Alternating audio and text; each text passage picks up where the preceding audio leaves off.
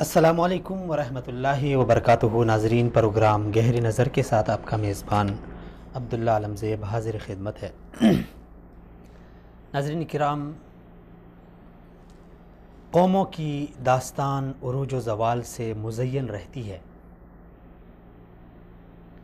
ہر قوم کی تاریخ میں وقت ایک ایسی گھڑی ضرور لاتا ہے جس میں ذاتی مفادات مال و جان سے بڑھ کر ملکی مفادات اور ملک کی سلامتی کو مقدم رکھا جاتا ہے۔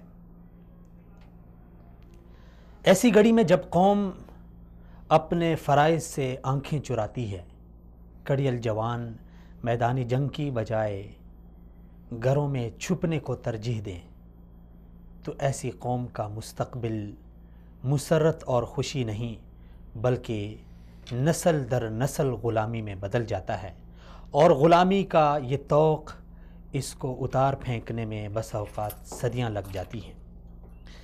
ناظرین کرام، 6 ستمبر 1965 یہ دن، یہ تاریخ، یہ وقت کی وہ گھڑی تھی جو پاکستان کی تاریخ میں آئی۔ لیکن سلام ہے پاکستانی قوم کو جنہوں نے اپنے فرائض سے آنکھیں نہیں چرائی۔ سلام ہے ان نوجوانوں کو جنہوں نے گھروں میں چھپنے کو ترجیح نہیں بلکہ اپنے جسم سے بارود باندھ کر، بموں کو اپنے جسم کے ساتھ باندھ کر وہ دشمن کے ٹینکوں کے آگے لیٹ گئے، اور انہوں نے اپنی جان سے بڑھ کر ملک کی سلامتی کو مقدم رکھا۔ سلام ہے ان ماؤں کو جنہوں نے اپنے خوبصورت اور گبرو جوان اس ملک کی سلامتی کے لیے وار دیے۔ سلام ہے ان بیویوں کو جنہوں نے اپنے سہاگ کی لاشوں پر نوحہ نہیں بلکہ انہوں نے یہ فخر کیا کہ میرا شوہر شہید ہے۔ سلام ہے ان بیٹوں کو جنہوں نے اپنے والد کو شہید ہوتے دیکھا اور انہوں نے ہمت نہیں ہاری بلکہ والد کے نقش قدم پر چلنے کا عزم مصمم کر لیا۔ ناظرین کرام، آج کا دن 6 ستمبر یوم دفاع پاکستان ہمیں شہیدوں کی وہ قربانیاں یاد دلاتا ہے، وہ عہد یاد دلاتا ہے جسے ہم نے اپنی تاریخ میں زندہ رکھنا ہے، اور ہم نے ہر سال یہ عہد اس کو تجدید کرنا ہے اور اپنے اس ارادے کو مصمم اور پختہ کرنا ہے کہ جس طرح ہمارے جوانوں نے اس ملک کی سلامتی کے لیے اپنی جانوں تک کا نذرانہ پیش کیا، ہم بھی اگر مٹی کی خاطر، اس وطن کی خاطر، اس دھرتی کی خاطر ہمیں جان بھی دینی پڑے تو ہم بھی دریغ نہیں کریں گے۔ پروگرام کے پہلے سیشن میں ہم شہداء کو سلام عقیدت پیش کریں گے، پاکستان کے دفاع کے حوالے سے، مستقبل کے جو ہمارا جو روشن مستقبل ہے اس حوالے سے بات کریں گے، اور اپنی تاریخ پہ ایک نظر ڈالیں گے، نوجوانوں کو اپنے شہداء کی تاریخ سے روشناس کرائیں گے۔ پروگرام کے دوسرے سیشن میں ناظرین، نئی حکومت چونکہ بنی ہے اور اس کے سامنے بہت سارے چیلنجز ہیں، کیا نئی حکومت کو جو اتنے جلدی اتنے سارے چیلنجز کا سامنا کرنا پڑ رہا ہے، کیا نئی حکومت اس سے نمٹ پائے گی؟ کیا ان چیلنجز سے نکل پائے گی یا پھر آگے سوالیہ نشان ہے؟ ان دو موضوعات پہ ہم بات کریں گے۔ بات کرنے کے لیے اسٹوڈیو میں تشریف فرما ہے جناب جہان زیب منہاج صاحب۔ جہان زیب صاحب، بہت شکریہ۔ سب سے پہلے کیا کہیں گے؟ 6 ستمبر ہے، یوم دفاع پاکستان ہے، کس طرح آپ سلامی عقیدت پیش کریں گے اپنے شہداء کو؟ سب سے پہلے تو عبداللہ صاحب، ہمارا نئے پاکستان کا پہلا پروگرام ہے آپ کے ساتھ۔ ارے یہ تو میں بھول گیا تھا۔ یہ ہمارا نئے پاکستان کا پہلا پروگرام آپ کے ساتھ ہے، اور 6 ستمبر کا دن ہے، اور میری جو وصال کے ساتھ ابتدا تھی وہ 14 اگست والے دن ہوئی تھی کیا مناسبات بڑی دلچسپ ہیں۔ 6 ستمبر کا دن جی، جو قوم میں اکثر اپنی جو تحریر بھی لکھتا ہوں اس میں لکھتا ہوں کہ جو قومیں اپنے شہیدوں غازیوں کو یا اپنے ہیروز کو بلا دیتی ہیں وہ قومیں ترقی ہی نہیں کر سکتی۔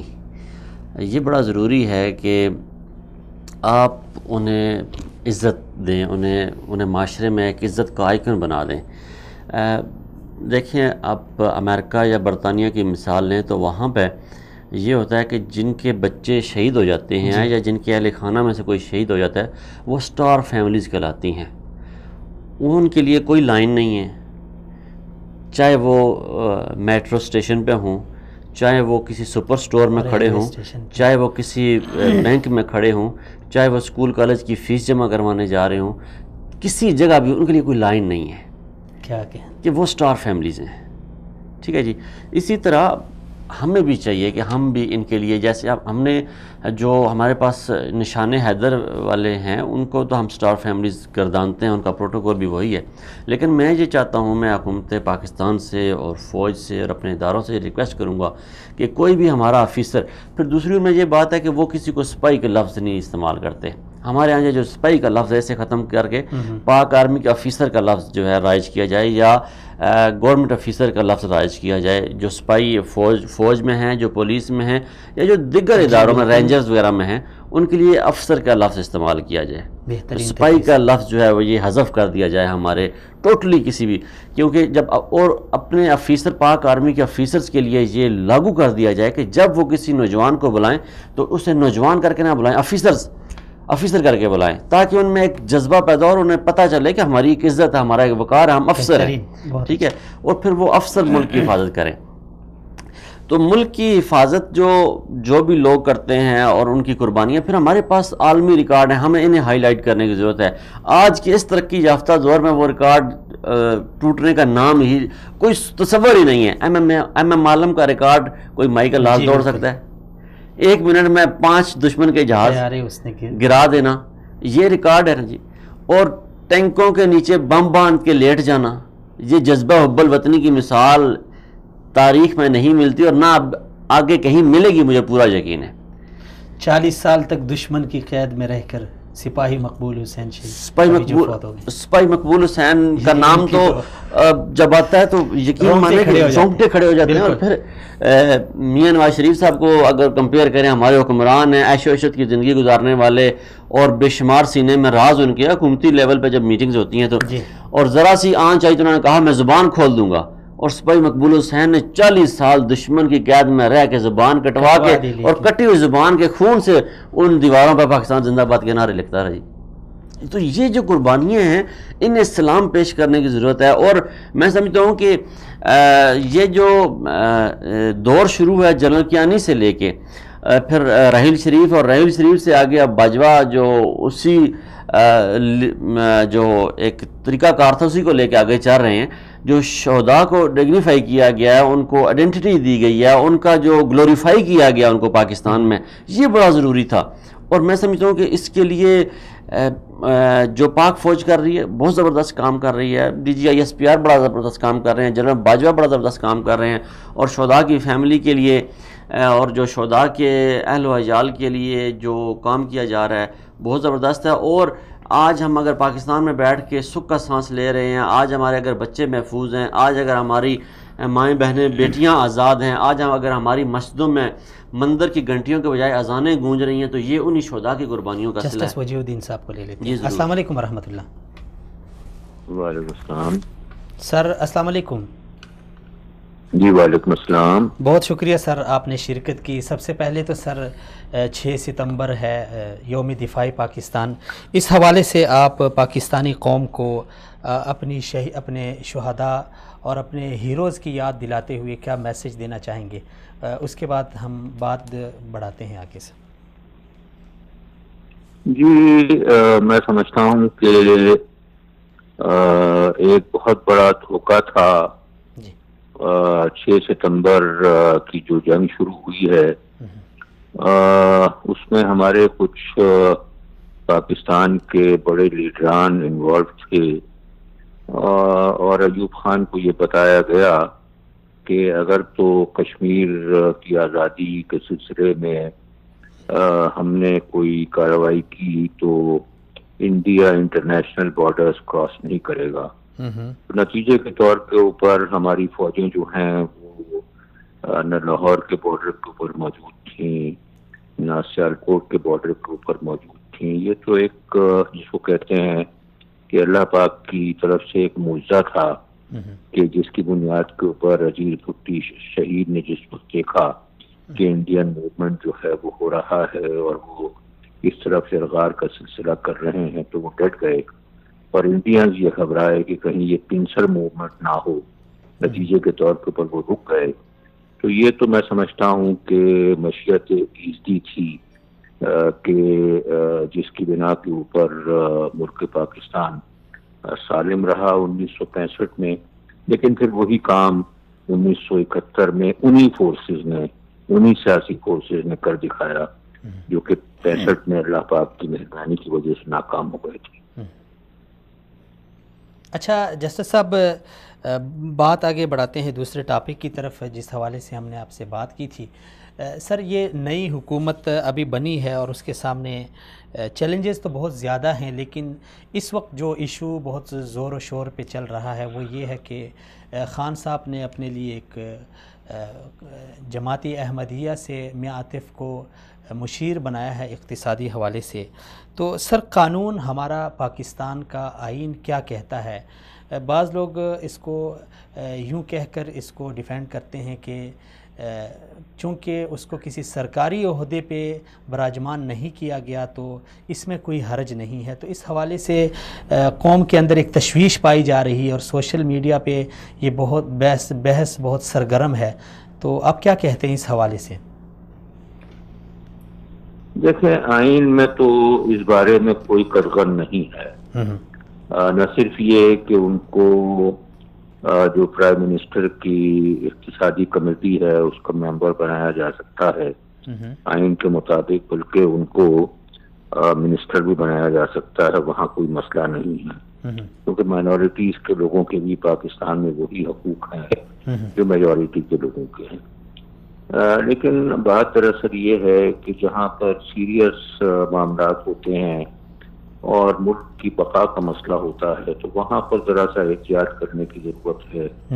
اور احمدیوں کا معاملہ جو ہے وہ یہ ہے کہ وہ کوئی سمپلسٹر مائنورٹی نہیں ہے. وہ تو اپنے آپ کو اسلام کا ایک فرقہ کلیم کرتے ہیں اور وہ تو یہ بھی کلیم کرتے ہیں کہ ہم جو دیگر مسلمان ہیں ان سے بہتر ہیں اور دوسروں کو اپنی طرف راغب کرتے ہیں. تو ان کا جو کردار ہے وہ مائنورٹیز والا نہیں ہے بلکہ ہمارے درمیان میں رہ کر کے ہمارے ہی درمیان میں ایک فرقہ پیدا کرنے والا سلسلہ ہے. تو اس طرح کے لوگوں سے یقیناً احتیاط کرنی چاہیے اور انفارچونیٹلی کیونکہ احتیاط نہیں کی گئی اور اس کی وجہ سے پھر سوشل میڈیا کے اوپر بھی اور پاکستانی جو عوام ہیں یا پاکستانی جو تجزیہ نگار ہیں وہ اس سلسلے میں کافی شاکی ہیں. فواد چودھری صاحب نے ایک بیان داغا ہے کہ جن لوگوں نے بھی میاں عاطف کی اپوائنٹمنٹ پہ سوال اٹھائے ہیں وہ تمام لوگ جو شدت پسند ہیں، اور اس پہ آج ایس ایس پی اسلام آباد کو ایک بندے نے درخواست دیا، ایڈوکیٹ ہیں وہ، کہ فواد چودھری صاحب کے خلاف کارروائی کی جائے. کیا ایسے بیانات دینے سے وزیر کے خلاف کارروائی ہو سکتی ہے؟ آپ کی آواز مجھے بہت پھٹ کے آ رہی ہے، میں صحیح طریقے سے سن نہیں سکا ہوں. اچھا، جسٹس صاحب جہاں زیب صاحب ہیں ہمارے ساتھ اسٹوڈیو میں تشریف فرمائیں. وہ کہتے ہیں کہ فواد چودھری صاحب نے اس حوالے سے جو حکومتی موقف پیش کیا تھا کہ جو لوگ اس پہ اعتراض کر رہے ہیں تو وہ اعتراض ان کا بنتا نہیں ہے کیونکہ اقلیتوں کے حقوق ہیں، اور انہوں نے یہ بھی کہا کہ وہ شدت پسند ہیں اور شدت پسندی کو فروغ دے رہے ہیں. تو ان کے خلاف ایک ایڈوکیٹ صاحب نے اسلام آباد میں جو ایک درخواست دائر کی ہے، تو وہ کہتے ہیں کیا ایک وزیر کے خلاف اس طرح ایک درخواست دائر کی جا سکتی ہے یا نہیں؟ جی بالکل، وزراء کے خلاف درخواستیں داخل کی جا سکتی ہیں بشرطے کہ معاملہ جو ہے وہ امور سلطنت کا نہ ہو اور اگر کوئی اس طرح کی بات کی جائے کہ جو آئین سے مطابقت نہیں رکھتی ہو، قانون سے مطابقت نہ رکھتی ہو، جیسے میں نے آپ سے عرض کیا جی کہ احمدی لوگ یا قادیانی لوگ جو بھی آپ ان کو کہیں، جی یہ مائنورٹی کا جز نہیں ہے، یہ اپنے آپ کو میجورٹی کا حصہ بتاتے ہیں، اور اسلام میں تفرقہ ڈالنے کا ان کا سلسلہ ہے، اور ان کو پاکستان کا کانسٹیٹیوشن نان مسلم ڈکلیئر کر چکا ہے۔ جی تو میں سمجھتا ہوں کہ یہ ان کو نہیں کہنا چاہیے تھا جو انہوں نے کہا ہے، اور اگر تو کوئی کارروائی ہوئی ہے تو وہ تو عدالت کی ثوابدید ہے کہ وہ اس کا کیا فیصلہ کرتے ہیں، لیکن میں اتنا ضرور کہوں گا جی کہ فواد چودھری صاحب نے تھوڑے ہی عرصے میں جس طرح کی باتیں کرنی شروع کی ہیں کہ پرائم منسٹر جو ہیلی کاپٹر استعمال کر رہے ہیں وہ تو بہت سستا پڑتا ہے اور 55 روپیہ فی کلومیٹر کا خرچہ نکلتا ہے، تو میں سمجھتا ہوں کہ انہوں نے جو ایک انفارمیشن منسٹر کا کردار ہے وہ کچھ زیادہ اچھے طریقے سے اس کو ڈسپلے نہیں کیا ہے۔ چلیں جی، بہت شکریہ، سلامت رہیں، تھینک یو سر۔ جی جہانزیب صاحب کیا تبصرہ کریں گے؟ جسٹس صاحب نے جو باتیں کی ہیں، جسٹس صاحب کچھ لوگ پاکستان کے اندر رہ کے نا وہ پاکستانی نہیں بن سکتے، نہیں بن سکے۔ اب میں یہاں بیٹھ کے کسی کے پاکستانی ہونے یا نہ ہونے کے پہ کوئی قدغن تو نہیں لگا سکتا یا کوئی فتویٰ یا اس سے کوئی حکم صادر نہیں کر سکتا، لیکن جسٹس ہمارے پاکستانی جو براڈ مائنڈڈ ہے یا پڑھے لکھے لوگ ہیں یہ پتہ نہیں کیوں بھول جاتے ہیں کہ جو چیزیں ملکی مفاد میں کی جاتی ہیں نا وہاں دنیا ساری تاریخ مسخ کرتی ہے۔ امریکہ کسی میدان جنگ میں کوئی فتح ہوئی میں امریکہ کو، کسی بھی میدان جنگ میں امریکہ کو، جہاں بھی امریکہ نے جنگ سازی کی ہے، جہاں بھی امریکہ نے جنگیں چھیڑی ہیں، کسی میدان میں اس صدی میں امریکہ کو فتح ہوئی ہے؟ آج امریکن کے پاس چلے جائیں، وہ کہتے ہیں وی آر پرائڈ نیشن۔ آج امریکن کے پاس اسکولوں میں ان کے نصاب دیکھیں، انہیں پڑھایا جاتا ہے کہ ہماری عظیم فوج ہمارے پاس ہے، دنیا میں ساری جگہ لتر کھانے کے باوجود، دنیا میں سب سے زیادہ بجٹ خرچ کرنے کے باوجود فوج پہ، ہر جگہ سے جوتے پڑ کے آنے کے باوجود دنیا میں سب سے زیادہ بلا وجہ بغیر کسی وجہ کی لاشیں اٹھانے والی فوج، دنیا کی نکارہ ترین اور بیکار ترین فوج جو لوگوں کو مارتے مارتے خود مر جاتے ہیں، آج انہیں یہ پڑھایا جاتا ہے اسکولوں میں کہ یہ we are pride nation due to our army, اپنی فوج کی وجہ سے ہم پرائڈ نیشن ہیں۔ اور ہمارے ہاں وہ ہماری فوج، ہمارے ہاں وہ افغانستان میں گھس بیٹھے، افغانستان والے ادھر آ کے بیٹھے، گھس کے بیٹھ گئے ادھر، وہاں فوج نے ان کو مارا، وہاں سے فوج کو نکالا، 150 بچہ ہمارے اسکولوں میں آ کے وہ ذبح کر کے چلے گئے، اور ہماری اس فوج نے ہمارے اسکولوں کو محفوظ بنایا۔ اس فوج نے ہمارے اسلام آباد کے میریٹ میں آ کے انہوں نے دھماکہ کیا، 40 فٹ نیچے زیادہ گڑھا پڑ گیا اور پانی نکل آیا۔ ایسا ایک دھماکہ ہو جائے امریکہ کے شہر میں، پورے امریکن جو ہیں وہ گھروں میں گھس جائیں، باہر آنے کے لیے، اور یہ لوگ کہتے ہیں 65 میں ہم نے غلطی کی ہے۔ یہ حکومتی موقف ہوتا ہے، حکومتی کاروائیاں ہوتی ہیں، ہو جاتے ہیں ایسے فیصلے، لیکن قوموں کو یہ بتاتے ہیں، ہمارے سٹکے ہوئے بڈھے جو ہیں یہ قوم کا مورال ڈاؤن کرتے ہیں۔ ایک طرف ادھر آرمی لاکھوں اربوں روپیہ خرچ کر رہی ہے قوم کا مورال بلند کرنے کے لیے، دوسری طرف آ کے ایسی باتیں کر جاتے ہیں۔ ویسے یہ سوچنا چاہیے ہے ہمارے ہاں بیٹھ کے سوچنا چاہیے کچھ بات کرنے سے پہلے کس کے بارے میں بات کر رہے ہیں۔ تاریخ کو دنیا اپنی تاریخ مسخ کر دیتی ہے اپنی آنے والی نسلوں کو فخر دینے کے لیے۔ جسٹس صاحب تو کسی طور پہ یعنی کسی لحاظ سے غیر جانبدار بھی ہیں، لیکن ہمارے ہاں تو بڑے یعنی سیاسی لوگ ہوتے ہیں، وہ بھی سر عام اپنی فوج کے خلاف اپنی اصل میں ہماری فوج کی بہت بڑی کمزوری ہے، فوج بہت سارے محاذ پہ انگیج تھی، اب ادھر سے فارغ ہونا شروع ہوئی ہے، سوشل میڈیا پہ سے جو لوگ لکھ رہے ہیں، جو کردار ادا کر رہے ہیں ان کو اٹھانا شروع کیا ہے۔ اس کے بعد فوج نے کچھ لوگوں کو پکڑنا شروع کیا ہے، کچھ لوگوں کو، کچھ بھینسوں کو، کچھ موچیوں کو پکڑ کے کچھ چترول شل کر کے انہیں چھوڑا ہے، تو اس سے فرق پڑا ہے۔ وہ جو ایک طوفان بدتمیزی برپا ہوا تھا اس میں کچھ فرق پڑا ہے، اس میں کوئی رکاوٹ آئی ہے۔ کچھ لوگوں کے خالی تصویریں سرکل میں دکھائی ہیں تو ان کے پیمپر وہاں پہ گیلے ہو گئے ہیں، کچھ فرق پڑا ہے، کچھ نہ کچھ آگے سے فرق پڑا ہے، لیکن ابھی فوج انگیج بہت زیادہ تھی، اب تھوڑا کم ہوئی ہے انگیجمنٹ، انشاءاللہ اس طرف بھی آئیں گے۔ اچھا لہو، یہ شہید تم سے یہ کہہ رہے ہیں لہو ہمارا بلا نہ دین، آپ نے شروع میں کہا کہ قومیں عظیم وہی ہوتی ہیں اور وہی اپنا ایک تاریخ رقم کرتی ہیں جو اپنے یعنی ہیروز کو بلاتی نہیں، فراموش نہیں کرتی۔ اگر ہم پاکستان کو دیکھیں، پاکستان میں اگر ہم اپنے تعلیمی نصاب کو دیکھ لیں تو یہ چیز بالکل یعنی نہ ہونے کے برابر ہے ہمارے ہاں۔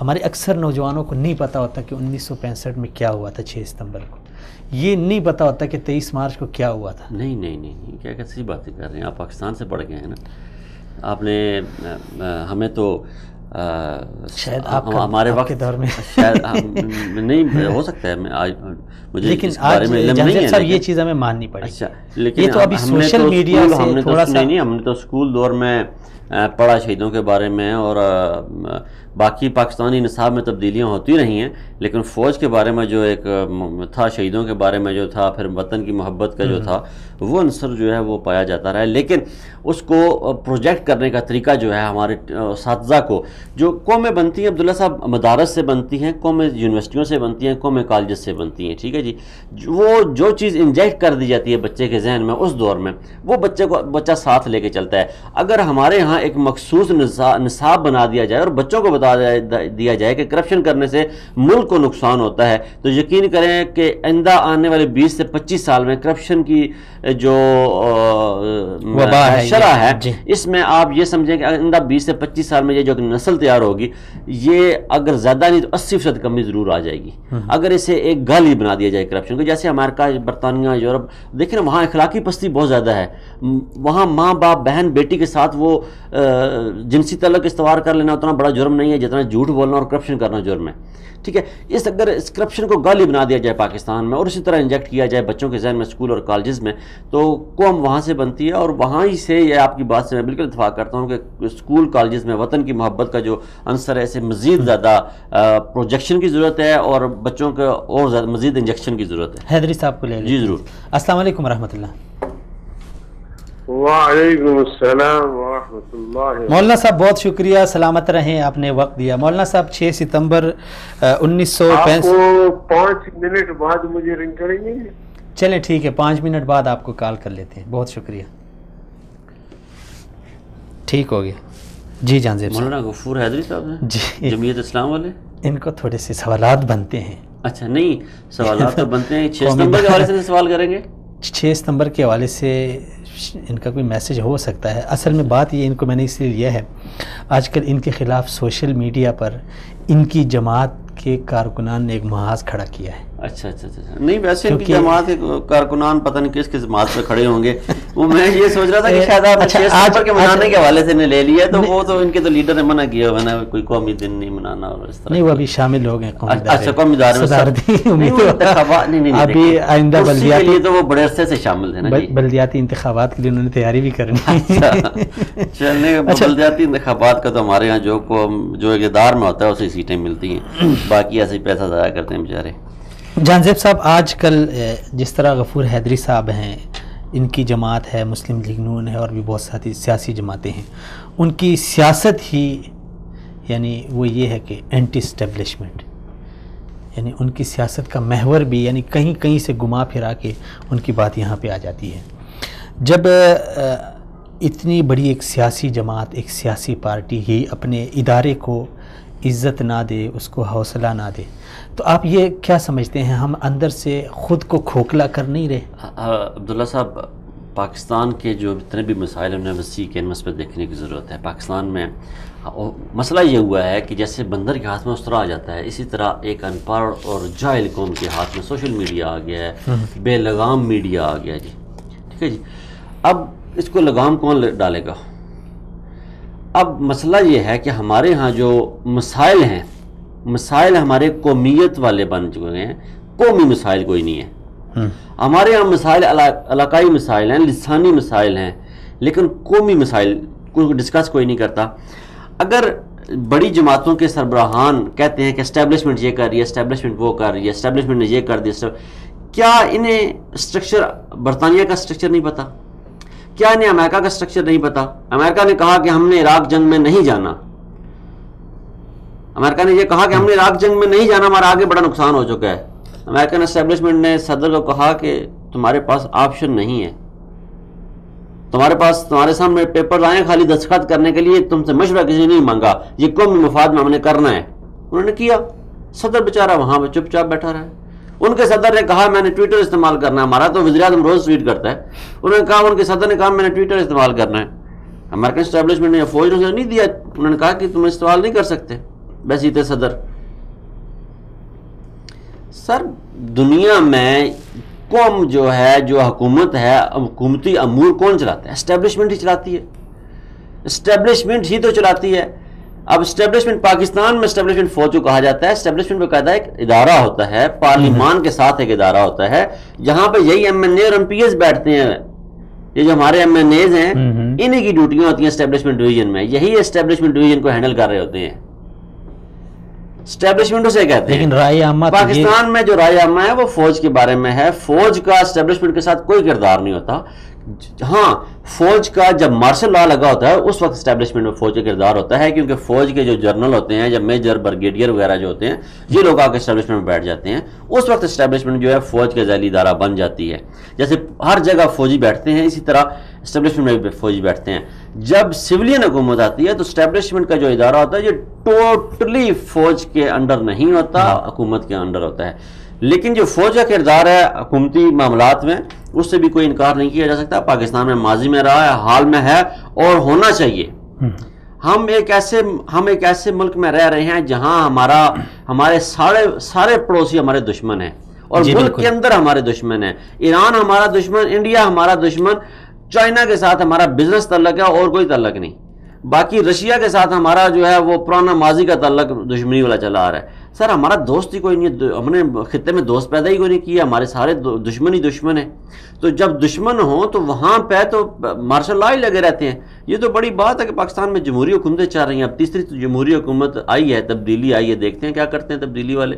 لیکن یہ ہے کہ فوج کا جو کردار ہے وہ بالکل ہونا چاہیے. میں اس کی حق میں ہوں, اور بہت اچھا کردار ہے پاکستانی فوج کا, کیونکہ پاکستانی فوج کا کردار اگر نہ ہوتا حکومتوں میں تو میں سمجھتا ہوں آج جو ہمارے میاں نواز شریف, سجن جندال اور مودی کے ساتھ پتہ نہیں کیا کیا مشاورتیں کر کے حکومت کا, اور جو وہ مانگتے تھے وہ دے کے چلے جا چکے ہوتے. اور آپ دیکھ چکے ہیں کہ ماضی کی حکومتوں میں فوج کی خاموشی, ان پچھلے 10 سالوں میں فوج کی خاموشی کی وجہ سے انڈیا نے ہمارے دریاؤں پہ 6 ڈیم بنا لیے, اور آج ہمارے دریا سوکھے پڑے.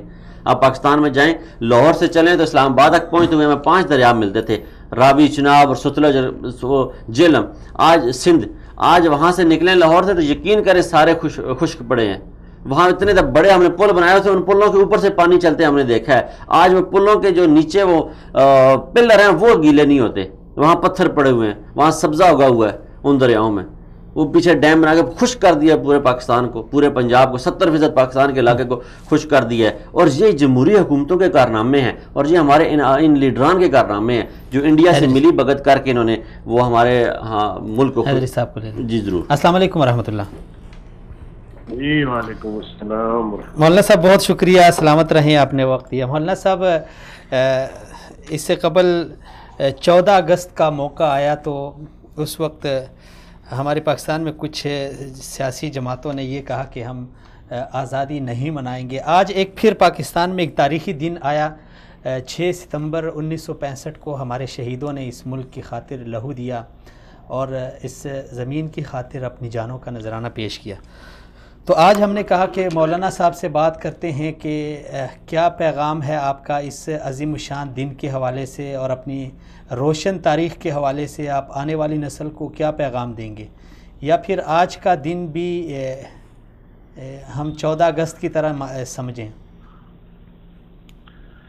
بسم اللہ الرحمن الرحیم.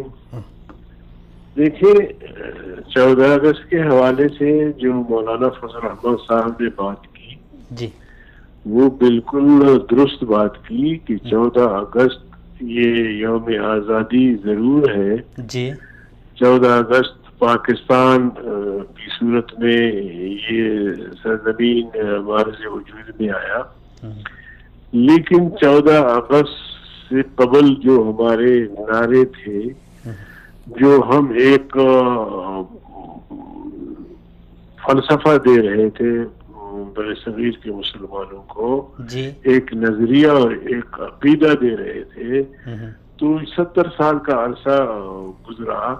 پاکستان آزاد ایمانہ تو ہوا کہ ایک ٹکڑا بر صغیر کا ہمیں میسر ہوا, لیکن ہم یہاں اپنے معاملات میں آزاد نہیں رہے. جن مقاصد کے لیے ہم نے پاکستان حاصل کیا، پاکستان کا مطلب کیا لا الہ الا اللہ، وہ مقاصد آج تک ہمیں پاکستان میں نظر نہیں آئے۔ پاکستان کا الیکشن آزاد نہیں، پاکستان کی سیاست آزاد نہیں، پاکستان کی جمہوریت آزاد نہیں، پاکستان کی معیشت آزاد نہیں۔ تو ہم نے کہا کہ ہمیں اس پر اکتفا نہیں کرنا چاہیے کہ ایک دن ہم 14 اگست کا یوم آزادی کے نام سے منا کے اور اپنے آپ کو تسلی دے کہ جی ہم آزاد ہو گئے ہیں، مولانا صاحب، بلکہ ہم مولانا صاحب میں صحیح معنوں میں ابھی بھی آزاد نہیں مولانا صاحب ہیں، اسٹیبلشمنٹ سے اب بھی آزاد نہیں ہے۔ تو ہمیں اپنی سیاست کو بھی آزاد کرنا ہے، الیکشن کو بھی آزاد کرنا ہے، جمہوریت کو بھی آزاد کرنا ہے، معیشت کو بھی IMF اور ورلڈ بینک سے آزاد کرنا ہے، تب جا کے ہم صحیح معنوں میں ایک آزاد ریاست۔ مولانا صاحب ایک سوال یہاں بنتا ہے، مولانا صاحب ایک سوال یہاں بنتا ہے، میری عمر ابھی 33 سال ہے، 33 ایئرز ہے، میں نے جب سے ہوش سنبھالا ہے آپ کی جماعت کو اقتدار میں نے دیکھا ہے، اس اقتدار کے عرصے میں 12 13 14 سال میں آپ نے کیا کیا ہے آزادی دلانے کے لیے؟ آپ کا کردار کیا رہا ہے؟ اگر نہیں تھا تو آپ نے اس وقت کیوں نہیں احتجاج کیا، اور اب آج جب آپ حکومت میں نہیں رہے تو پھر آپ کو کیوں خیال آیا یہ؟ نہیں جی، یہ باتیں تو ہم روز عمل سے کہتے رہے، 70 سے لے کر اب تک آپ دیکھیں کیا ہمیں پاکستان سے لے کر اب تک یعنی 22 سال ہمارا ملک جو ہے بغیر آئین عبوری آئین پر سر 22 سال غیر آئینی رہا ہے، 13 سال سے آپ آئینی حکومت کا حصہ تو ہے نا۔ میری بات تو سنے بھائی جان،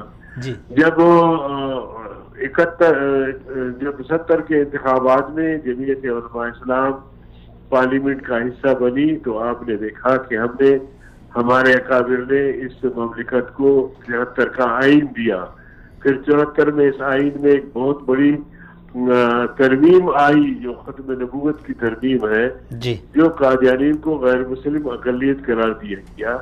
اس کے بعد بھی یہ ہماری جدوجہد روز اول سے جاری ہے کہ جب تک ہم قیام پاکستان کے بنیادی مقاصد کو حاصل نہیں کریں گے، ہماری معیشت آزاد نہیں ہوگی، ہماری سیاست آزاد نہیں ہوگی۔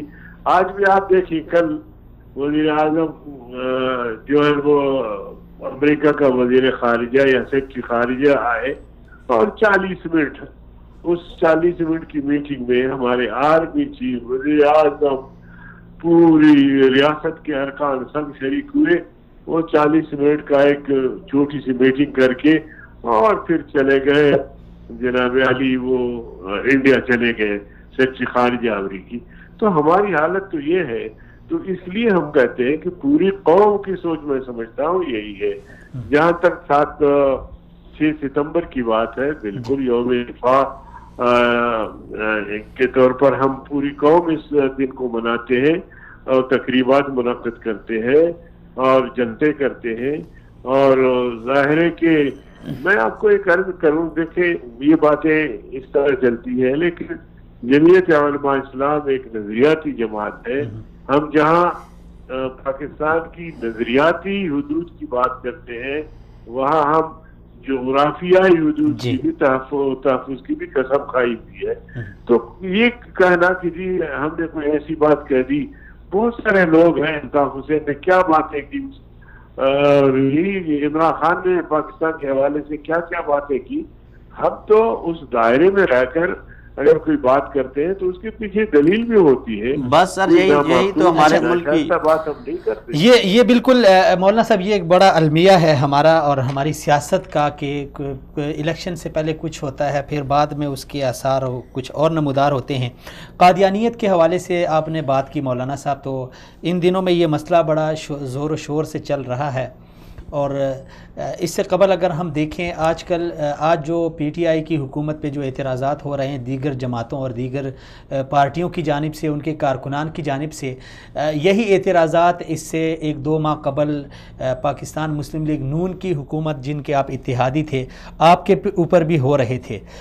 تو خاص کر جو مذہبی جماعتیں ہیں ان سے قوم کا یہ شکوہ ہے کہ ہم سیاست میں دھاندلی کے خلاف تو APC بلاتے ہیں، آل پارٹیز کانفرنس بلاتے ہیں، لیکن ختم نبوت کا ایشو ہو یا گستاخانہ خاکوں کا ایشو ہو، تو اس حوالے سے پھر جو ہماری مذہبی جماعتیں ہیں جو سیاست میں بھی بڑی متحرک ہیں، ان کا کردار تھوڑا سا سوالیہ بن جاتا ہے.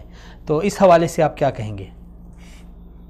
دیکھیے میرے خیال میں آپ کے تھوڑے سے معلومات کم ہیں. خاکوں کا جب سے مسئلہ پیدا ہوا ہے اس دن سے آج تک آئے روز ملک بھر میں ہمارے مظاہرے ہو رہے ہیں، اور اللہ کے فضل و کرم سے وقتی طور پہ تو انہوں نے وہ پروگرام منسوخ کیا ہے. اب یہ جو میاں آصف قادیانی جس کو انہوں نے مشیر اقتصادیات بنایا ہے، اس حوالے سے بھی کل بھی ملک بھر میں ہمارے جماعت کے زیر اہتمام جلسے ہو رہے ہیں. آج مولانا فضل الرحمان صاحب سے میری بات ہوئی، 10 تاریخ کو انہوں نے متحدہ مجلس عمل کا اجلاس بلایا ہے کہ اس میں ہم ایک ایسا فیصلہ کریں کہ یا تو حکومت اس مشیر کو فارغ کر دے یا تو پھر ملک بھر میں تحریک کے لیے تیار رہیں. تو ہم اپنے عقائد و نظریات کے تحفظ سے بالکل بھی غافل نہیں ہے، اور ہمیشہ ہماری نظر ان چیزوں پہ ہوتی ہے، اور ہماری سیاست کا، ہماری جدوجہد کا بنیادی مقصد مسلمانوں کے عقائد و نظریات کی تحفظ ہے، اور اس کے لیے ہم بالکل بھی غافل نہیں ہیں. اچھا، اس سے قبل مولانا صاحب مسلم لیگ نون کی حکومت کے دوران جو اصلاحاتی بل میں ترمیم کی گئی اور اس میں تھوڑی سی شقوں میں رد و بدل ہوا، تو ان دنوں میں پھر جب مولانا صاحب آئے میڈیا کے سامنے تو انہوں نے یہ کہا کہ یہ پارلیمنٹ کے جو اراکین ہیں ان کی مشترکہ غفلت تھی، یعنی یہ کہہ کر وہ انہوں نے بات کو سائڈ پہ لگا دیا. اس وقت کوئی اس طرح تحریک چلانے کی، جلسے جلوسوں کی بات نہیں کی گئی، حالانکہ وہ بھی ایک بہت بڑی. جی بہت اچھا سوال کیا آپ نے. دیکھیں جمعیت علماء اسلام پارلیمنٹ میں ہے، اس وقت ہم پارلیمنٹ میں تھے. جی یہ قومی اسمبلی سے ایسے بے خبری سے پاس ہوا اور ایسی باریک ترمیم کی گئی تھی کہ عام آدمی کی نظر اس طرف نہیں جاتی تھی، لیکن سینٹ میں ہم نے اس کو پکڑا. لیکن سینٹ میں جب ہم نے اس پر آواز بلند کی اور ترمیم دی، مگر چونکہ ہم اکثریت میں نہیں تھے تو وہ پاس ہو گیا. جب پاس ہو گیا تو میں نے اپنی پارلیمانی پارٹی کا اجلاس بلایا. مولانا فضل الرحمان صاحب اس وقت مکہ مکرمہ میں تھے. میں نے ان سے بات کی، انہوں نے نواز شریف سے بات کی. دوسرے دن میں نے پریس کانفرنس کی اور حکومت کو الٹیمیٹم دیا. انہی 2 دنوں کی جو ہم نے 1 ہفتے کی الٹیمیٹم دی تھی، 2 دنوں کے اندر انہوں نے پرانا حلف نامہ دوبارہ بحال کیا، اور وہ جو ترمیم شدہ حلف نامہ تھا اسے ختم کر دیا گیا.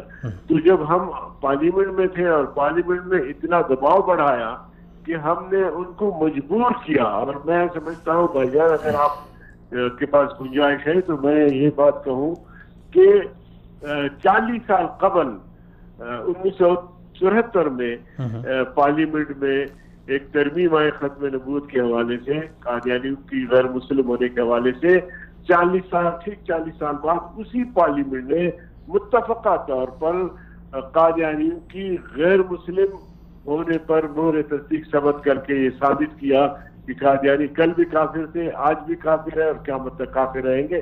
تو یہ ہماری جدوجہد تھی. ہماری جدوجہد کے نتیجے میں جب ہم نے دیکھا کہ یہاں دباؤ ڈال سکتے، اور میں نے اعلان بھی کیا تھا کہ اگر خدا نخواستہ پارلیمنٹ میں ہم کامیاب نہیں رہے تو ہم سڑکوں پہ نکل آئیں گے. تو نوبت ہی نہیں ہے سڑکوں پہ نکل آنے کی. چلیں جی، بہت شکریہ، بہت شکریہ. اللہ کرے نوبت آئے نہیں سڑکوں پہ نکلنے کی اور پارلیمنٹ میں یہ مسئلہ حل ہو جائے. چلیں جہانزیب صاحب دوسری طرف آگے بڑھتے ہیں. پی ٹی آئی کے لیے آپ نے بڑی محنت کی اور آپ کی محنت کو ہم داد دیتے ہیں. قابل تحسین محنتیں تھیں اور اچھی امیدوں کے ساتھ، بلکہ پاکستان تحریک انصاف کے جتنے بھی ورکر تھے، کارکنان، انہوں نے ایک تبدیلی کے لیے، ایک مثبت چینج کے لیے انہوں نے محنت کی، دن رات ایک کیا بغیر کسی لالچ کے. اکثر دیگر پارٹیوں کے کارکنانوں میں یہ ہوتا ہے کہ تھوڑا سا نعرے وارے لگائیں گے، کوئی نوکری مل جائے گی، کوئی یہ وہ ٹھیکہ مل جائے گا، لیکن یہ چیز ہم نے نہیں دیکھی پاکستان تحریک انصاف کے کارکنان میں. اب جو یعنی 1 مہینے کی 1.5 مہینے کی جو کارکردگی ہے، کہ جو آپ نے محنت کی ہے، آپ خوش ہیں کہ آپ کی محنت رنگ لا رہی ہے یا نہیں؟ جہاں تک میری محنت کا تعلق عبداللہ صاحب خدا گواہ ہے کہ میں پاکستان کچھ اگر وہ ہے تو وہ بھی میں بالکل میں کھل کے بات کرنے کا عادی ہوں. اس لیے میں اپنے پارٹی کا سب سے بڑا فسادی ہوں. میں دیکھیں پاکستان میں جو میں نے 1.5 مہینہ لگا کے آیا الیکشن کی کمپین کی، نہ اس کے لیے عمران خان کا مجھے کوئی لیٹر آیا تھا، نہ مجھے کسی نے فورس کیا تھا، نہ مجھے کسی نے بلایا تھا، سپورٹ کیا تھا. جی میں خود اپنے ذاتی طور پہ وہاں پہ گیا، الیکشن میں جا کے حصہ لیا، اپنی گاڑی دوڑائی، اس میں اپنے پیسوں سے پیٹرول ڈلوایا، جو 5-6 بندے میرے ساتھ ہوتے تھے انہیں اپنے پیسوں سے کھانا کھلایا، گلا دبایا. ٹھیک ہے جی. اور جو کچھ میں نے کیا بہتری کے لیے کیا. اور میں نے جب عمران خان کی یہ بات سنی کہ عمران خان نے کہا کہ میں عمر فاروق کا پاکستان بناؤں گا جس میں ایک کتا دریا کے کنارے بھوکا نہیں سوتا تھا یا مرتا تھا، تو میں یہ سمجھا کہ عمران خان عمر فاروق کے سارے زمانوں سے واقف ہے. شاید عمران خان عمر فاروق کے اس جلال سے بھی واقف ہے کہ عمر فاروق نبی پاک صلی اللہ علیہ وسلم کی بارگاہ میں کھڑے ہیں اور ایک شخص آتا ہے اور کہتا ہے یا رسول اللہ اس شخص نے توہین رسالت کی ہے. اس سے پہلے کہ اللہ کے نبی کو فیصلہ صادر فرماتے عمر فاروق اپنی تلوار نکالتے ہیں اور اس توہین رسالت والے کا سر قلم کر دیتے ہیں، اور اللہ کے نبی فرماتے ہیں کہ یہ جو فیصلہ عمر نے کیا یہ ٹھیک ہے. میں یہ سمجھ بیٹھا تھا کہ عمران خان ایسا پاکستان بنائے گا. یعنی انہوں نے عمر جب فاروق پورا پڑھا ہے. ریاست مدینہ کی بات عمران خان صاحب کرتے تھے تو میں یہ سمجھا کہ ریاست مدینہ وجود میں آنے کے بعد جو تیسرے دن پہلا حکم جاری ہوا تھا وہ مسلمان کذاب کے خلاف جنگ کا حکم جاری ہوا تھا. تو میں یہ سمجھ بیٹھا تھا کہ شاید جو میری ریاست مدینہ میرا عمران خان بنانے جا رہا ہے اس میں بھی یہی ہوگا کہ قادیانیوں کے خلاف کوئی ایسا ٹھوس قانون بن جائے گا کہ یا ان کی جو حکومت میں دخل اندازی ہے جو پاکستانی معاشرے کو جو دیمک کی طرح چاٹ رہے ہیں وہ رک جائے گا. مجھے یہ امید نہیں تھی کہ وہ حکومت میں آنے کے بعد نوائے وقت میں ان کے نام سے اشتہار چھپنا شروع ہو جائیں گے. یہ آج جو عمل ہوا، معذرت کے ساتھ آپ کی بات کاٹ رہا ہوں، ڈاکٹر صاحب ہمارے ساتھ لائن پہ ہیں، ان کو لے لیتے ہیں پھر اس کے بعد آپ کے بعد ٹائم کون سا رہا یار؟ نہیں ٹائم ہے آپ کے لیے، کھلا ٹائم ہے. السلام علیکم ڈاکٹر صاحب. جی وعلیکم السلام. ڈاکٹر صاحب بہت شکریہ، سلامت رہیں، آپ نے وقت دیا. ڈاکٹر صاحب سب سے پہلے تو 6 ستمبر 1965 کی یاد میں آج یوم دفاع پاکستان ہم منا رہے ہیں. کوئی میسج دیں قوم کو، نئی نسل کو اس دن کے حوالے سے، ہمارے جو ہیروز ہیں قومی ہیروز ان کی قربانی کے حوالے سے اور وطن کے لیے مر مٹنے کے جذبے کے حوالے سے، اس کے بعد ہم بات آگے بڑھاتے ہیں.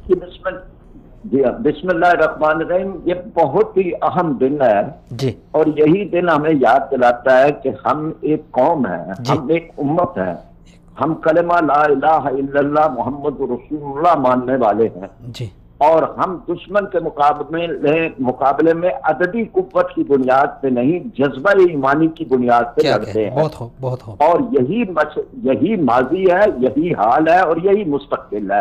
مستقبل کے لیے بھی ہماری پالیسی یہی ہوگی کہ جتنا ہمارے لوگوں کے دلوں میں ایمان کا جذبہ، چاہے وہ افواج پاکستان ہے الحمدللہ بہت بلند ہے ان کا کردار اور معیار ہے، چاہے وہ پاکستان کے عوام ہیں، جتنا ہمارے دل کے اندر اللہ کی عظمت، اس کی توحید اور عشق رسالت صلی اللہ علیہ وسلم اور آخرت پر یقین ہوگا، اتنا ہی فتح و نصرت ہمارے راستے کھولتی چلے جائے.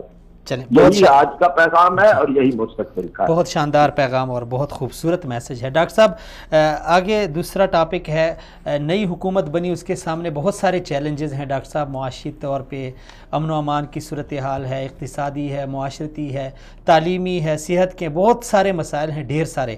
لیکن ان دنوں میں جو مسئلہ یعنی سوشل میڈیا پہ بڑا گردش کر رہا ہے اور اس کے حوالے سے گرما گرم بحث چل رہی ہے کہ پاکستان تحریک انصاف کے جو چیئرمین ہیں، پاکستان کے وزیر اعظم عمران خان صاحب نے اپنے ایک اقتصادی مشیر جماعت احمدیہ قادیانیوں سے لگایا ہوا ہے. تو اس حوالے سے بڑے اعتراضات ہو رہے ہیں اور کچھ مایوسیاں بھی وہ سامنے آ رہی ہیں. آپ کیا سمجھتے ہیں آغاز سے ہی اگر ایسے فیصلے ہوں گے تو مستقبل میں کیا، یعنی آپ مستقبل کو کیسے دیکھتے ہیں؟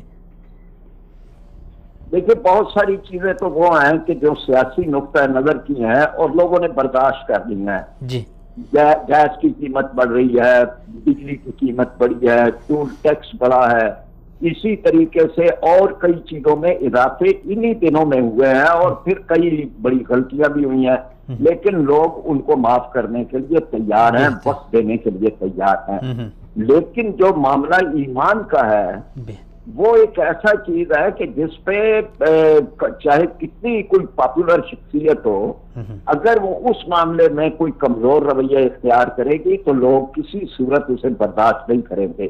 یہ معاملہ اقلیتوں کا نہیں ہے، اقلیتیں تو یہاں پر بڑے بڑے اہم مناصب پہ رہے ہیں، جسٹس بھگوان داس ہیں، جسٹس سیاد کارنیلیس ہیں، اسی طرح سے اور سنیل چودھری ہیں، کئی ہیں۔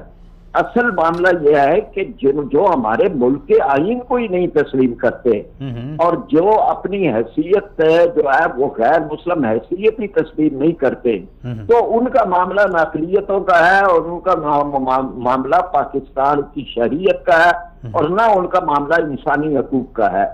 ان کا معاملہ تو آئین سے بغاوت کا ہے، اور باغی کو کوئی بھی ملک دنیا کا چاہے وہ کتنا ہی روشن خیال ہو، اپنے آئین سے باغی کو کسی صورت بھی کوئی مناصب دینے کے لیے تیار نہیں ہوتے۔ اس لیے ہم ان سے یہ کہیں گے کہ آپ کو ایک بڑی میجارٹی ملی ہے، لوگوں نے آپ پر اعتماد کیا ہے، اس اعتماد کو اس امتحان میں نہ ڈالیں۔ اس امتحان میں جو حکومتیں اور قیادتیں پڑی ہیں وہ ناکام رہی ہیں۔ اللہ اور رسول صلی اللہ علیہ وسلم کے ساتھ جنگ کرنے والے کسی صورت کامیاب نہیں ہو سکتے۔ چلیں ڈاکٹر صاحب، بہت شکریہ، سلامت رہیں۔ جی منہاج صاحب، ڈاکٹر صاحب کی باتیں بڑی نپی تلی باتیں تھیں دونوں۔ یار یہ اصل میں باتیں سن سن کے نا ہم زندگی بسر کی ہے، یعنی آپ سمجھتے ہیں ابھی عملی اقدام کرنا چاہیے؟ عملی اقدام ان میں کوئی نہیں ہے۔ یہ ڈاکٹر صاحب ہو گئے، وہ اپنے جو پہلے کیا نام تھا ان کا، حیدری صاحب ہو گئے، ان لوگوں میں یہ ماشاءاللہ دین کا لبادہ اڑے ہوئے ہیں، نمازیں پڑھتے ہوں گے، تہجد پڑھتے ہوں گے، اللہ رسول کو یاد کرتے ہوں گے، لیکن کرسی اور اقتدار کے ساتھ ان کی ہوس جو ہے نا، وہ جو لسٹ ہے ان میں، وہ بہت بری ہے ان میں۔ انہوں نے جتنا دین کو بدنام ان لوگوں نے کیا نا پاکستان میں، کسی اور نے نہیں کیا۔ باتوں کی حد تک تو آپ متفق ہیں؟ باتیں دیکھیں، باتوں کی حد تک یہ ایک مسلمان کا ایک عملی اس کا یہ شیوا ہے کہ جہاں اسے اچھی بات ملے وہ لے لیتا ہے، جی اس سے انکار نہیں کیا جا سکتا۔ باتیں اچھی، بہت لوگ دنیا میں ہیں اچھی باتیں کرنے والے، باتوں سے اگر کام ہوتا نا تو پھر وہ ابو بکر صدیق تیسرے دن آ کے مسلمان قذاب کے مقابلے کے لیے جنگ نہ کرتے، اور 600 صحابہ اسی ابھی نبی پاک صلی اللہ علیہ وسلم کو دنیا سے گئے ہوئے 3-4 دن ہوئے، ہفتہ ہوا، 2 ہفتے ہوئے، 600 صحابہ شہید ہوئے اس میں جنگ میں مسلمان قذاب کے خلاف، جنگ یمامہ۔ 600۔ اچھا، آپ اپنے جو امیدوں کو مد نظر رکھیں، آپ ردم ہی توڑ دیتے ہیں، آپ نے بس آپ ابھی نہیں، ابھی بالکل آپ کھل کے بات کریں۔ چلیں، وہ میں یہ بتا رہا تھا کہ میں ان امیدوں اور امنگوں کے ساتھ گیا تھا کہ شاہد خان صاحب جو ہیں وہ ایسا کوئی نظام، ایسی کوئی ریاست مدینہ بنانے جا رہے ہیں جس میں سب سے پہلے جو ہے کہ وہ نبی پاک صلی اللہ علیہ وسلم کی حرمت، ان کی شان، ان کی وقار، اور اس پہ وہ بات ہوگی۔ جیسے اقبال کہتے ہیں کہ محمد کی محبت دین حق کی شرط اول ہے، شرط اول ہے، بے شک اسی میں ہو اگر خامی تو ایمان نامکمل ہے۔ تو میں تو وہ عمران خان کو، میں نے اس عمران خان کو دیکھا جو مدینہ المنورہ میں آیا بغیر جوتوں کے آیا۔ جی، پوری قوم نے دیکھا، دنیا نے دیکھا اور لوگوں نے اپریشیٹ کیا۔ اور میں تو یہ سوچ بیٹھا تھا، میرے اندر ایک تصورات کی دنیا تھی، وہ بہت وسیع ہو گئی تھی، بہت بڑی ہو گئی تھی۔ میں یہ سوچ ہی نہیں سکتا تھا کہ وہ عمران خان جو مدینہ والے کی عزت اور شان کی خاطر جو ہے پاؤں میں جوتے نہیں پہن کے آتا، وہ ایک ایسے شخص کو کیسے مشیر بنائے گا کہ جو مدینہ والے کو مانتا ہی نہیں ہے، تسلیم ہی نہیں کرتا۔ پھر وہ دیکھیں، یہ وہ شخص ہے میاں عاطف جس کے بارے میں عمران خان صاحب ٹوٹلی بریف تھے۔ عمران خان صاحب دھرنے کے دونوں کنٹینر پہ کھڑے ہو کے معافی مانگ چکے ہیں۔ میں عمران خان کے ساتھ اس لیے لگا تھا کہ میرے لیڈر نے کہا تھا میں کبھی جھوٹ نہیں بولوں گا، میں قوم کے ساتھ ہمیشہ سچ بولوں گا۔ اگر آپ نے میاں عاطف کو لگانا تھا تو آپ اس دھرنے کے دنوں میں اس کنٹینر کی چھت پہ کھڑے ہو کے معافی قوم سے نہ مانگتے، اور یہ قوم کو وضاحتی بیان نہ جاری کرتے کہ میں اس شخص کو نہیں جانتا تھا اور یہ شخص جو ہے قادیانی ہے۔ اسی وقت کہتے یار قادیانی تو کیا ہوا، اقلیتوں کے حقوق پاکستان میں ہیں، ہم اقلیتوں کو حقوق دیں گے، میں میاں عاطف کو لے کے آؤں گا۔ پھر آپ نے اس وقت کیوں قوم سے معافی مانگی بھائی؟ میں جہاں تک آپ نے پہلا سوال آپ کا جو آیا تھا کہ میری طرف کہ آپ نے جو جدوجہد کی، اس جدوجہد کے سلسلے میں جو گیا میں اس میں مطمئن ہوں عمران خان سے، لیکن جہاں بات آ جائے دین کی، جہاں بات آ جائے حرمت رسول کی، جہاں بات آ جائے میرے نبی کی شان کی، میں اگر اس لیے خاموش، بے شمار میرے دوست فیس بک پر مجھے میسج کرتے ہیں، باکس مجھ سے بات کرتے ہیں، اپنی تشویش کا اظہار کرتے ہیں، لیکن اس لیے خاموش ہے یار ہماری 16 سالہ جدوجہد، ہماری 12 سالہ جدوجہد، میں اب کہوں میری 16 سالہ جدوجہد یہ 1.5 مہینے میں جا کے 10-12 لاکھ روپے جو میں لگا کے آؤں، اس کی میں فکر کرتا اور میں کہتا یار میں اگر بولوں گا تو میں پارٹی میں زیرو ہو جاؤں گا. اب جب نیکسٹ ٹائم عمران خان کے ساتھ مجھے ملنے کا موقع ہوگا تو میں کس منہ سے عمران خان سے ملنے جاؤں گا؟ اس لیے میں حرمت رسول پہ چپ کر جاؤں یار. مجھے کل کا نہیں پتا کہ میں نے زندہ رہنا یا نہیں. میں اس دنیا کی 40-50-60 سالہ زندگی کے لیے منافقت کی حدیں کراس کر جاؤں، اور جو کل قبر کی ابدی زندگی ہے اس کے لیے میں کیا سامان لے کے ساتھ جاؤں گا؟ اچھا جہانزیب صاحب، اس سے ڈاکٹر صاحب نے بھی بات کی اور میرے ذہن میں بات آ رہی ہے، اس سے قبل جن لوگوں نے بھی کسی انداز سے اس ایشو کو کسی بھی یعنی طریقے سے چھیڑا ہے، ان کا انجام بہت بھیانک نکلا ہے. سر کوئی صورت ہو ہی نہیں سکتی کہ عمران خان صاحب کے والد محترم بھی آ جائیں نا جی، تو وہ اس ایشو کو ڈیل نہیں کر سکتے. عمران خان 10 دفعہ حکومت بنا کے آ جائے، پاکستان میں سے پوری کی پوری 272 سیٹیں لے کے جیت کے اسمبلی میں بیٹھ جائے اور کہے کہ میں قادیانی والے معاملے پہ حکومت کو بچا لوں گا، نہیں بچا سکتا. یہ زوم کہ میری اپوزیشن کمزور ہے، میرے پاس طاقت زیادہ ہے، فوج میرے ساتھ ہے، جوڈیشری میرے ساتھ ہے، میں جو کچھ کرنا چاہوں کر جاؤں گا، خدا کی قسم اس معاملے پہ حکومت 6 مہینے بھی نہیں نکال سکے گی. اور حکومت کے پاس جواز ہی کوئی نہیں ہے. میں آج لے واپس یا کل لے واپس، یہ جیسے فواد چودھری صاحب کی اور فیاض الحسن چوہان صاحب کی چولیں مارکیٹ میں آئی ہیں، اس طرح کی یہ حکومتی سطح کی طرف سے ایک چول آ گئی ہے جی. Nothing else. حکومت کے پاس کوئی مارل گراؤنڈ نہیں ہے اس پہ کھیلنے کے لیے، حکومت کے پاس کوئی آپشن نہیں ہے. کل مولانا فضل الرحمان صاحب نکلیں گے، خادم حسین رضوی صاحب نکلیں گے، کراچی سے نکلیں گے، لاہور سے نکلیں گے، پشاور سے نکلیں گے، سول سوسائٹی نکلے گی، پاکستانی عوام باہر نکلے گی. ان کی کیا ضرورت ہے کہ مشیر کے لیے یہ رک جائیں؟ یا پھر حکومت کی قربانی دیں جو 22 سالوں بعد ملی ہے، یا پھر گھر جائیں. اللہ اللہ خیر صلاح، پھر جائیں. اور پھر اگر اب یہ حکومت پوری نہ کر سکے 3 مہینے یا 6 مہینے کے اندر، ہنی مون پیریڈ کے اندر ہی چلے گئے، تو پھر جا کے میاں عاطف کے ساتھ ہی زندگی گزاریں، پھر ان کا پاکستان. اچھا، آپ جیسے یعنی ایمانی جذبہ رکھنے والے کارکنان کے یہ جذبات ظاہر بات خان صاحب تک پہنچ گئے ہوں گے. جہانزیب صاحب بالکل پہنچے جی، خان صاحب تک بالکل پہنچے ہیں، لیکن خان صاحب میں پھر کیوں پر اصرار خاموشی انہوں نے؟ میں نے پروگرام کے شروع میں کہا کہ میں ہر چیز کو بڑے وسیع انداز سے دیکھتا ہوں. اس کے پیچھے ایک مکمل لابی ہے. اس کے یہ ایسے نہیں ہوا عمران خان کی ٹیبل تک عاطف میاں کا نام لے کے کون گیا، یہ سوال پیدا ہوتا ہے. عمران خان نے دھرنے کے دنوں میں کنٹینر پہ، میں نے آج دن کو دوبارہ سنا، یہ 4-5 دنوں سے میں روز سنتا ہوں عمران خان کے وہ الفاظ کہ میں نہیں جانتا تھا میاں، مجھے کسی نے بتایا ہے. ہو دا ہیل جس نے عمران خان کو بتایا کہ میاں عاطف دنیا کا 25ویں نمبر پہ ماہر اکانومسٹ ہے، جس نے ویکیپیڈیا پہ لکھا ہے میاں عاطف کو، جبکہ IMF کی لسٹ میں، جبکہ دنیا ورلڈ جو نمبر 1 وہ جو ماہر معاشیات ہیں ان کی لسٹ میں میاں عاطف کا نام 525ویں نمبر پہ ہے. ویکیپیڈیا پہ 25ویں نمبر پہ ہے کہ وہ تو میں خود اپنی ویکیپیڈیا ایڈٹ کر سکتے ہیں، میں خود اپنی لکھ سکتا ہوں. تو وہ عمران خان کی ٹیپ، عمران خان نے کہا جی کہ وہ مطلب میں کون سے ابھی آج میں دیکھ رہا تھا، عمران خان نے کہا میں نے پتہ نہیں کون سے اخبار میں دیکھا، کسی اخبار میں تو ٹھیک ہے، اس بے شمار اخباروں میں اس کا ہے دا ڈیبٹ ہاؤس، ایک اس کی کتاب ہے، اس نے وہ لکھی ہوئی ہے. لیکن سوال یہ کہ عمران خان کی وہ ٹیبل تک اس کا نام کون لایا؟ پھر عمران خان کو سارا کچھ پتہ ہونے کے باوجود دوبارہ لسٹ میں نام کس نے ڈالا؟ اور پھر عمران خان کے گھر میں بشرا بی بی جیسی پاک، نیک اور صوفیاء کرام سے محبت کرنے والی بیوی ہونے کے باوجود یہ لسٹ میں نام آیا کیسے، ڈلا کیسے، اور یہ اپوائنٹمنٹ کیسے ہوئی؟ اس کے پیچھے یہ سوال پیدا ہوتا ہے. اور پھر اس کے اوپر یہ پونیوں والے اور لٹوں والے جو عمران خان کے ارد گرد پھرتے ہیں نا، انہوں نے یہ کام خراب کیا ہے. اور پھر فواد چودھری صاحب جیسے لوگ انہیں ڈیفینڈ کر رہے ہیں. میں تو اس بات پہ حیران ہوں، دیکھیں میں تو اس بات پہ حیران ہوں، اور مجھے اس بات کی بڑی فکر ہے عبداللہ صاحب. یہ اتنا نازک معاملہ ہے، اتنا نازک معاملہ ہے کہ خالی سلمان تصیر نے پریس کانفرنس کی تھی، میاں نواز شریف نے لفظوں کی ہیر پھیر کی ہے، یہ تو پورا بندہ اٹھا کے لے آئے ہیں. ویسے یہ بھی یہ پاکستان میں اتنا حساس معاملہ ہے، اتنا حساس معاملہ ہے کہ آپ کے ساتھ جو کھڑا سیکورٹی گارڈ ہے، آپ کے ساتھ جو کھڑا سیکورٹی گارڈ جس کے پاس لوڈڈ گن ہے، سر وہ بھی آپ کیا سوچ رہے ہیں، کیا کرنے جا رہے ہیں، کیوں خودکشی کی طرف جا رہے ہیں؟ کوئی پتہ نہیں کس طرف سے کون سی گولی آ جائے. ہماری دعا ہے کہ ایسا نہ ہو، کیونکہ سلمان تحصیل اللہ کرے میں سلمان تحصیل کے وجہ والے معاملے پہ ابھی میں وہ وائی شخص ہوں جس نے کہا تھا کہ ممتاز قادری نے ملکی قانون ہاتھ میں لیا، اور آج تک میں اس نقطے پہ قائم ہوں، میں بالکل نہیں ہٹا. لیکن عوام کو جو فیصلہ تھا وہ آپ نے دیکھ لیا.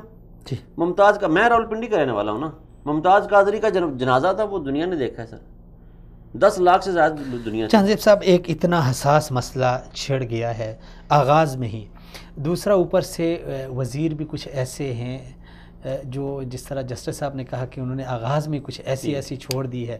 تو آپ کیا سمجھتے ہیں اس سے قبل اگر ہم دیکھیں نواز شریف صاحب کے ارد گرد ان کی اپنی صاحبزادی تھی، ٹویٹ پہ ٹویٹ کرتی جا رہی تھی، طلال چودھری سر عمران خان کے اندر لیڈرشپ کوالٹی ہے. عمران خان اگر ان کا نواز شریف کو ان لوگوں نے اس تک وہ لے آئے تو کیا سمجھتے ہیں خان صاحب نے کچھ سبق نہیں سیکھا ان سے؟ اصل میں ہمارے حکمرانوں کو پتہ کوئی نہیں ہے، پھر دوسرا انٹیلیجنس جو ہماری ہوتی ہے وہ پتہ نہیں اس پر 8 گھنٹے کی بریفنگ دیتے ہیں، اس معاملے میں بریفنگ دیتے ہیں کہ نہیں. اب اگر میں اور آپ بیٹھے نا، اگر کہیں نا آپ کے میاں نواز شریف کے بارے میں کوئی بات کی جائے تو نواز شریف صاحب جو ہیں وہ ان کو میں غدار نہیں کہہ سکتا. اگر نواز شریف نے جو کام کیے ہیں اس کے مشیروں نے اس سے کروائے ہیں. اسی طرح اب عمران خان سے جو کام کیے جا رہے ہیں وہ عمران خان کی حب الوطنی پہ شک نہیں کیا جا سکتا، عمران خان کی لیڈرشپ پہ شک نہیں کیا جا سکتا، عمران خان کے کردار پہ اور اخلاص پہ شک نہیں کیا جا سکتا. یہ عمران خان کے جو بندے ہیں، جو کارندے ہیں، جو مشیر ہیں وہ کام کروا رہے ہیں. تو عمران خان کو تھوڑا کیئرفل ہونا پڑے گا. میرے خیال میں آپ کا ٹائم ختم ہو گیا. عمران خان کو کیئرفل ہونا پڑے گا اور حکومت کو کیئرفل، اور وزیروں کو اپنی چولیات اور بکواسات سے جو ہے تھوڑا سا احتیاط کرنی چاہیے. یہ مزید مسائل پیدا نہ کریں گے. ابھی تک کسی نے کارکردگی پہ بات ہی نہیں کی. ابھی تک جتنی بھی باتیں ہو رہی ہیں ملک میں یا تو ہو رہی ہیں فیاض الحسن چوہان کے بیان پہ یا فواد چودھری کے بیان پہ، یا پھر اب تیسری عمران خان کی اپوائنٹمنٹ پہ ہو رہی ہیں. جو ملکی معاملات تھے، جو صحت کے معاملات تھے، بچوں کی تعلیم تھی، انصاف تھا، قانون تھا، اس پہ تو ابھی بات ہی کسی نے نہیں کی. مہنگائی پہ ابھی کسی نے بات ہی نہیں کی، ٹیکسوں پہ ابھی کسی نے بات ہی کی نہیں، ملکی خزانے پہ ابھی کسی نے بات ہی نہیں کی. ابھی تو یہ صرف اور صرف اپنے جو اعمال ہیں، جو اپنی زبان ہے، جو اپنے فیصلے ہیں، ان کا جواب دے رہے ہیں.